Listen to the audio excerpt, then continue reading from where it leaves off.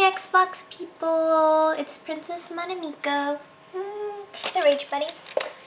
So a lot of people have been asking me how I fixed my Xbox 360. So what I did is I broke it again, so I could show you guys how I put it back together.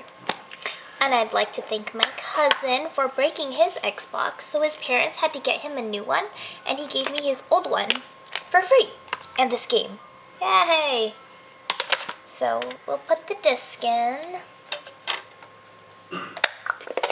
turn it on. Okay, and see how it moved, but it's not doing anything still? And then on the screen, when it loads,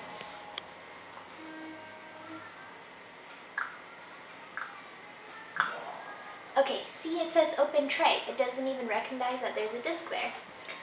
So what we're going to do, we'll take it out.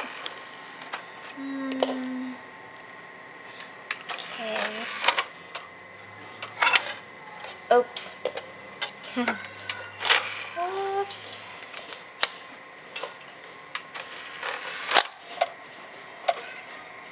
There we go.